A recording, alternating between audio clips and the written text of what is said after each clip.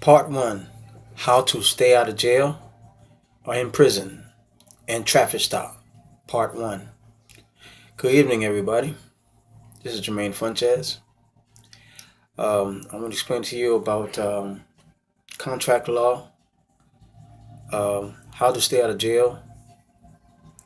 First of all, I'm talking to my Sunkist people of Sunkist color. Um, our nationality, we've been breaking down, we've been denationalized, but right now we have to understand our nationality instead of calling Puerto Ricans and all these different names. Just say Aboriginal, Indigenous. Anyone who's sun kids, Aboriginal, Indigenous.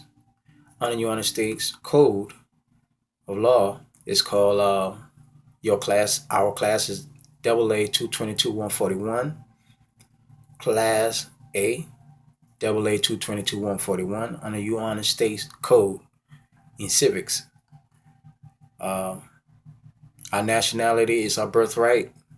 Therefore, we have inheritance, but we have to operate in our proper status instead of being Negro, Black, and colored and other um, subjects.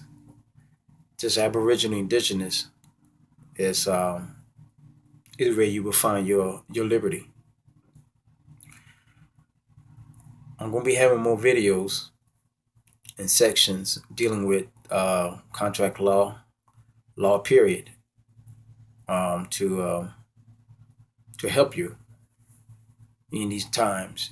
Even if you're not going through the system, you're not going through anything, it's good to know, especially people of some kids. Um, so if a situation that will come up, um, you'll know how to protect yourself and conduct yourself and be competent instead of incompetent. Um, I did about a year and 3 months, maybe a year and 6 months altogether with child support back and forth out of jail. And I realized I started studying, it was a journey first. I started listening to other individuals, uh, Tony Hector, I believe, my spirituality. And I went on a journey and I started getting more understanding my history.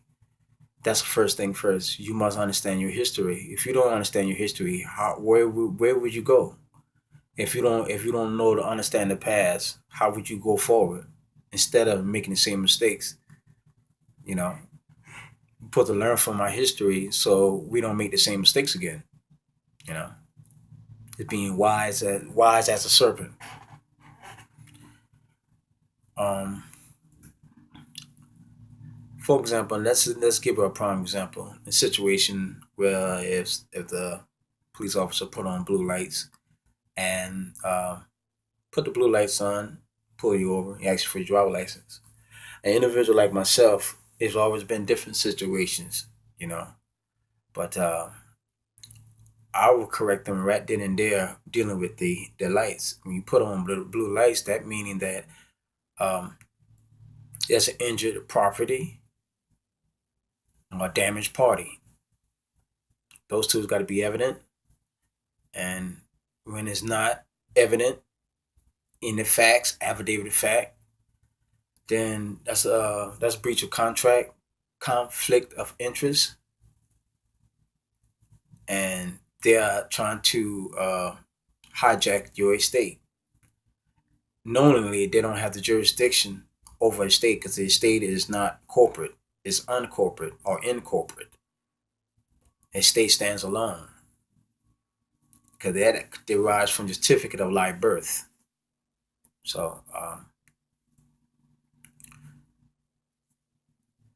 so once you, it will take you probably like 3 months learning these things, and you to look up some of these titles, check out some of the titles. But you want to use them as artillery, because that's mostly where you have some references. If they come out the bad the wrong way, not trying to follow the law, which 90% of them they don't, unless you might find some common law courts. But you know, I haven't had too much problem. I just make a couple of statements, and man, shit, the next thing you know, I was coming home.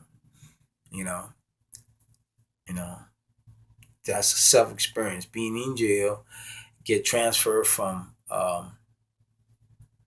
Avon Glen, South Carolina, Columbia, South Carolina, to Somerville, South Carolina, which is a lot of rednecks around the area. But shoot, I went there. I was already in an orange suit, and I just orchestrate the whole entire thing. And for what I've been studying for the 6 months when I got out of jail, I had to put it to use, and it came on time. I was showing an inmate who was in jail with me before I even went to the judge. I wrote out on a piece of paper. I wrote a pyramid, and I wrote on the top what I was, the executor, uh, how the employees of the government. I had the trustee, all that, and I'm the head honcho. And I was explaining to that guy how I was gonna get out of jail that day, go home that day. Sure enough, when I went in there, um, judge asked me I wasn't paying, and I told him I was the only provider for it. He was like, "Well, you $2,000 behind. That's not including the rear." Then he was like, "Well, you might look at 6 months." Um, and that's when I kind of like stopped him right there. I say, for the record, there's no law for money, so they had to give maximum remedy, which was House Joint Resolution 192, to take care of any obligation, and you have my permission to do so. And he looked at me, and he was like, "I can't do that." And then, by the way, that's not a law. I said, and so he said, "That's not a law." I repeated. I said, "No, it's been a law. It's not been a law, but it's been an act in 1933." Shoot, that judge stated something that because it was only the bailiff, the typewriter, the security guard, the police officer, and me. About 4 or 5 people in there. So I was in a secret chamber by itself. But by me, so it was not hard for him to get me on out of there and get me home. So I'm gonna let you go home. I'm gonna let you go home. Because what I know, if I go in public, I can teach them how to get out of jail. Once they get out, there's ways you can get out while you in jail, but that's gonna be another subject. But long story short, he was like, "I don't know him to do this. I still acting like administrator, because all judges are administrators. They're lawyers. Everything is about probate, money, equity. Usurping from the estate property. That's all about equity." Um, he said he gonna let you go home, and he'll have a warrant for my arrest. And if I knew what I knew now, because I learned some more stuff past then, I could have get him. You know, he couldn't even charge me what they were charging me, because of the fact that state, you got the state is pushing to usurp money, and they got a bill, a revenue, a venue of equity, and you can seize the whole thing, because none of them, the state, nobody have control of your estate property but you. But you must understand that